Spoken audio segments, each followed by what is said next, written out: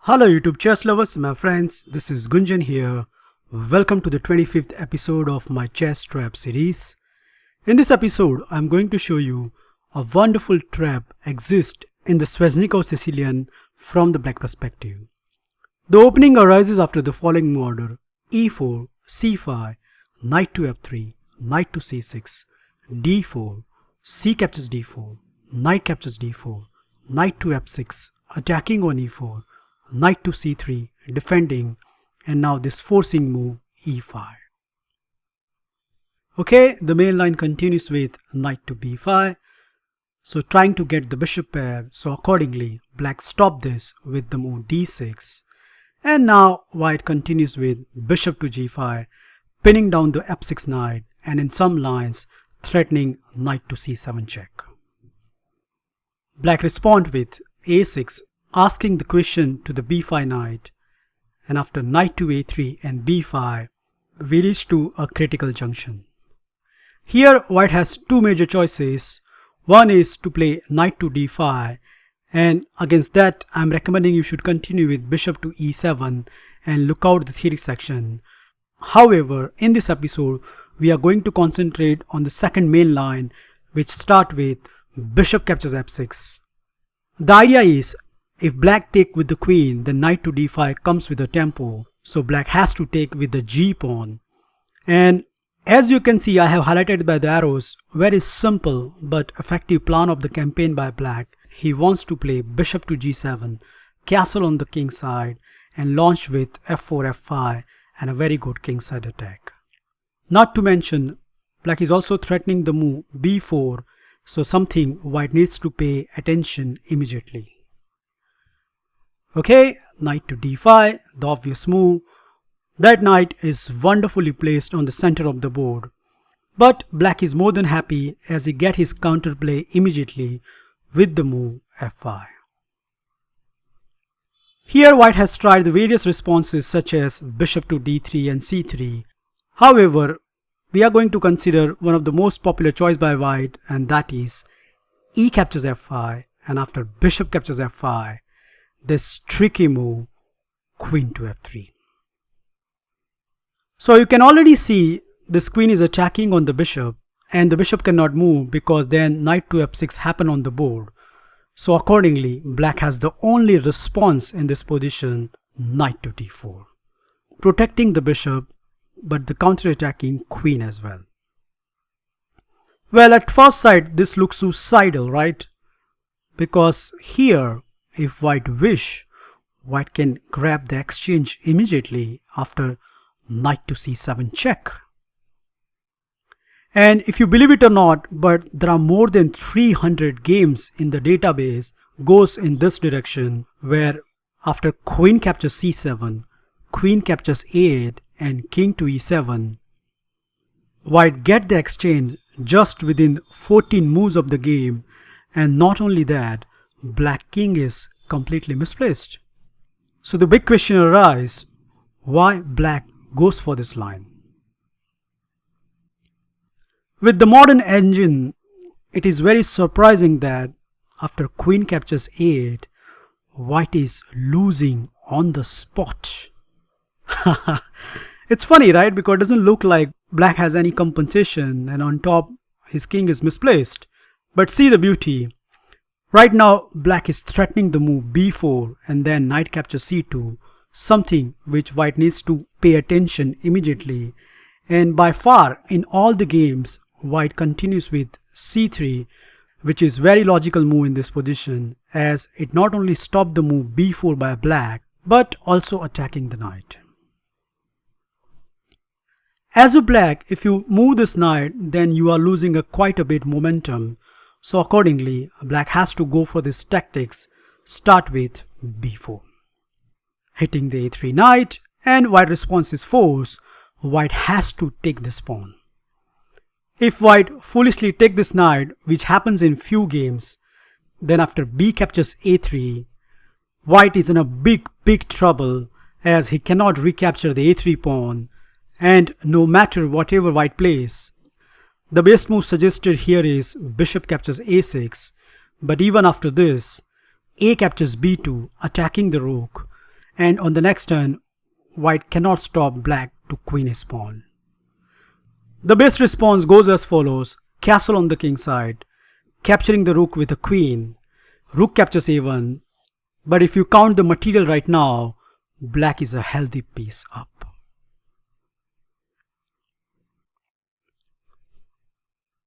So it is very obvious that here white has to take on b4, but after this, black has this lethal reply.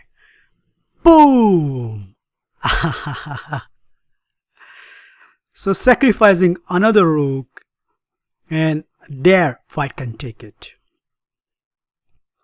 Now apart from bishop to h6, there are many games continue here with queen to b6, which is another good alternative for black. But I think bishop h6 is a direct way to finish the white on the spot. Okay, white has two good choices. Kindly note that queen to d5 is not a good move. The simple reason is after bishop to e6, white is playing like a beginner, where meantime black has developed all of his pieces. I have attached a sample line in the PGN which will give you a very good idea how quickly black obtain a winning position. So let's look at the two obvious responses by white. The first move I want to consider is queen captures h8, which is very obvious in this position. Why not grabbing the second rook? Well, yes, you can have it, sweetie, but after queen to b7, white can literally pack his bag and go home. Funny enough, the best move suggested by the engine here is queen to e8 check, and you can understand how bad white position is. To understand, let's see what is the threat of black. Well, right now black has a simple threat: queen captures b4, and there is a checkmate on d2, something which white cannot avoid. Probably the best try white can do over here is bishop to c4, trying to give a escape square for the king. But even after this, black can enjoy this forcing checkmate, starting with queen captures g2, attacking the rook, rook to f1, queen to e4 check, king to d1, queen to f3 check. Black king has the only square, king to e1, but after this, can you guess the finishing knot? Yup, it starts with bishop to d3, and queen to e2 is unavoidable, as after bishop captures d3, queen captures d3, the king death is on the next turn. So it is very clear that white cannot even touch that rook. So that means white has the only response left, queen captures a6. Well, after that, black has another good move in this position, bishop to c8, keep harassing white queen. In this line, what black is aiming is, he wants this queen either on a4 or a5 square, so that he can put his queen on b7, and that way the resulting position is quite favorable for the black. Well, it doesn't matter whether queen goes to the a8, as after queen to b6, as the black is attacking on b4, white is forced to play either queen to a4 or a5 square, let's say queen to e5, and after that we achieve our target, queen to b7. So queen to e4 is a very deadly threat, something which white needs to prevent immediately. He cannot play bishop to d3 as g2 pawn hangs, so accordingly white has the only response, f3. But after this, black has this sneaky move, bishop to e6, threatening rook to a8 and trapping the queen. And it doesn't matter whether white continues with queen to a4, b5 or bishop to a6. It all leads to the same disaster, which is going to happen very soon. I like to show you one entertaining game between two FMs where white continues with bishop to a6, which is probably the best move in this position. Not only white is hitting the queen, but all set to castle on the king side. So obviously black doesn't give this time and he plays this thematic sacrifice. Yup, you guessed it, knight captures f3 check. If king goes to either f2 or d1, then queen to a7 is a very strong reply. So in the game, white continues with g captures f3, and after queen captures f3, black is attacking the rook and trying to regain his piece. Okay, white first give this check, hoping for king to f6 so that he can play rook to f1, but black calmly play bishop to d7, blocking the check, and now white move the rook out of the firing line with rook to g1. So at first sight it looks like white has saved all the threats, but because white king is wide open, there is always chance to checkmate him very quickly. In the game, black played the correct move, queen to e4 check, and now black has to decide which direction his king is going. If king to d1, then rook to c8 is a very strong reply. So accordingly, white choose the move king to f1. But even after this move, he is not out of the wood, as black has a very strong reply, bishop to e3, threatening a checkmate starting with queen to f3. So white needs to stop it with rook to g3.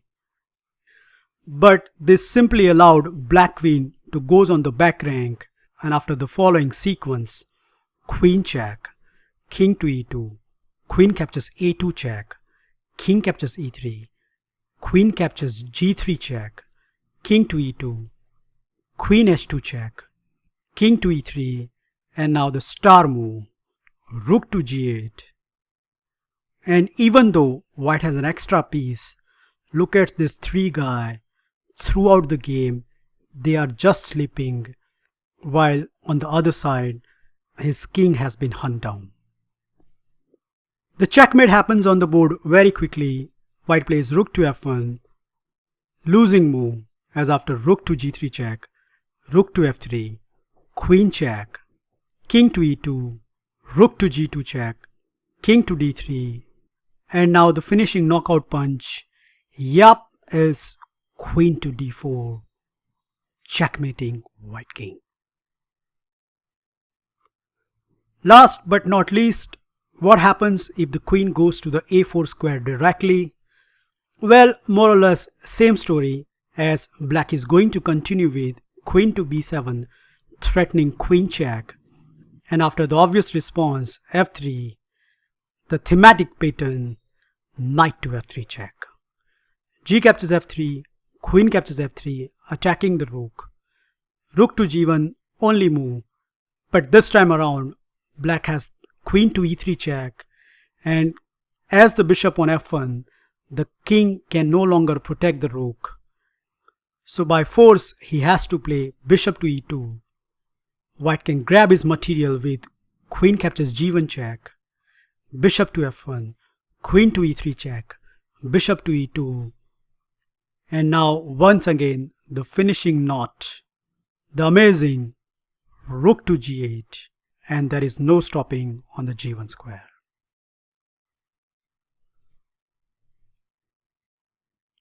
That's it guys, I hope you enjoy and learn this wonderful trap in one of the main line of Sveshnikov Sicilian.